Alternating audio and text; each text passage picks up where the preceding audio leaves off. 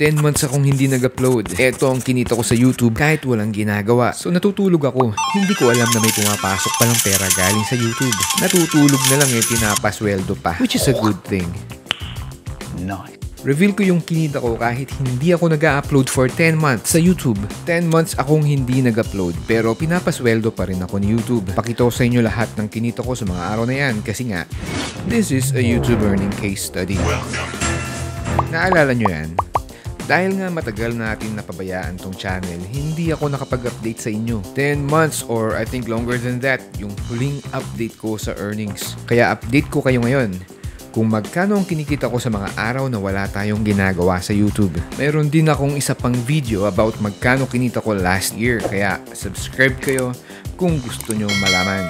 At syempre, kung gusto nyong matuto kung paano kumita sa YouTube, like and subscribe na. And watch my other videos. May tutorial tayo, ideas at resources sa channel ko, kumpleto para sa mga YouTuber at mga interesadong kumita sa YouTube. Kaya subscribe na. Okay, so naging busy ako sa primary source of income ko at yun na yung pagiging freelancer. Work from home as a web developer po ako kaya hindi nakapag-upload for 10 months. So from March 24, 2023, yan yung last video bago ulit na sundan itong taon, which is this video from January 15, 2024. March 24, 2023, kakasweldo ko lang yan kay YouTube. Simula niyan, hindi na tayo nakapag-upload. Pero pagdating ng May, may pumasok na naman pera from YouTube. Nagpapasweldo si YouTube every 21st ng month. Pero nare-receive natin yan 22nd na ng month. Kasi nga, dahil sa time zone difference. Advance tayo So sumweldo ako ng March 22, 2023.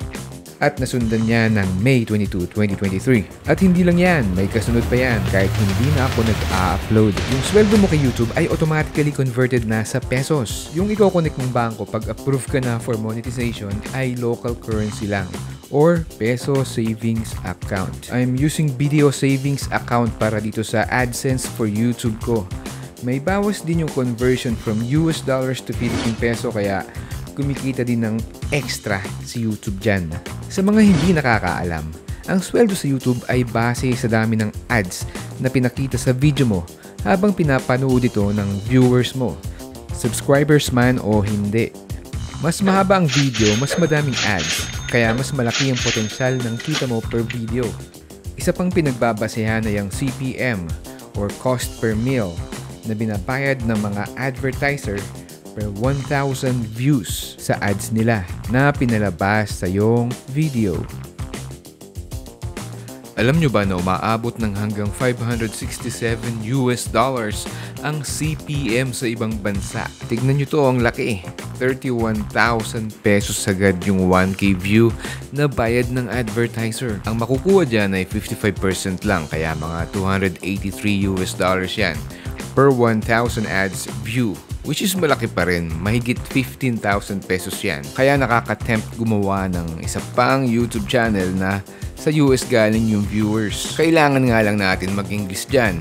Actually, may plan na. Balitaan ko kayo dyan. I-case study na din natin para maikumpara natin ang kita ng isang YouTube channel na ang audience ay sa US or mga English-speaking people versus local channel lang na ang viewers ay mga Pinoy. Yung 55% na makukuha mo, ang tawag dyan ay RPM or Revenue per Mille or Revenue per 1,000 ad views na siyang makukuha mo pagkatapos mamorsyento ni YouTube. Ito yung normal na RPM sa Pinas. Ganyan lang kaliit ang pasweldo ni YouTube per 1,000 view ng ads. So mga 110 pesos per 1K ad views. Most of the time, mas maraming ad views kaysa sa video views. Lalo na kung mahaba yung mga videos mo. Isa pang basehan ng kita sa YouTube ay kung nag-skip ba ng ads yung viewers mo or pinanood yung ads sa video mo. Siyempre, mas malaki bayad sa ads na pinanood kaysa sa ads na in-skip. Sample niya na ito. Sa 100k views ng video ko, ito yung kinita ko, $184. So, pwedeng dito sa 100k video views, may mga videos na may 2 to 3 ads at meron din mga viewers na hindi nag-skip ng ads. Syempre, mas malaki bayad sa ads na pinanood kaysa sa ads na in-skip. Okay, ito yung kinita ko ng mga buwan na hindi ako nag-upload sa YouTube. Set natin to ng March 25, 2023.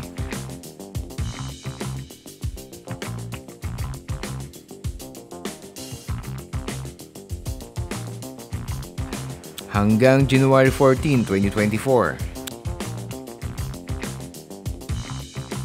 Ayan lang, ang liit. Sa 10 months na yan, 2 beses lang akong sumweldo. Isa nung May 21, 2023 at naulit na ng December 21, 2023. Maliit lang dahil walang upload. Pinabayaan lang eh. Pasalamat pa ako at may sweldo pa rin. Ito nga pala yung mga high earners na videos ko na nagbibigay ng passive income sa akin noong mga buwan na wala tayong upload.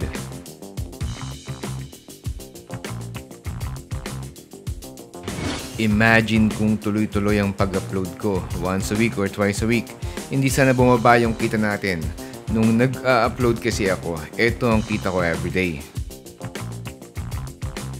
At ito ang nadadagdag sa subscribers ko everyday. After ko mag-upload ulit, pagkatapos ng 10 months na natenga yung channel ko, ang hirap nang magpataas ulit ng views. Nawala yung momentum kaya sayang talaga. Parang back to start na naman ako. Pero at least, monetize na. So lesson yan, dapat mag-upload pa rin kahit na hindi weekly, kahit once a month kung talagang busy. Huwag pa abutin ng mga 6 months na wala kang ina-upload dahil baka magaya ka dito na natigil yung daloy ng traffic or ng viewers sa ating channel. Tingnan nyo to, after 10 months na nag-upload ulit ako at kahit na maganda yung video na in-upload ko, eto lang ang views niya. Ilang weeks na pero ganyan pa lang ang views nila. Ayan lang, kung nagustuhan nyo tong video na to, mas lalo na dun sa iba ko pang video. Dahil marami kayong matututunan dito sa channel ko kung paano kumita sa YouTube. Kaya subscribe na. Bisitahin nyo din yung website ko na pedrotubero.com. Maraming salamat po. Ako po si Pedro Tubero. Hanggang sa susunod na video.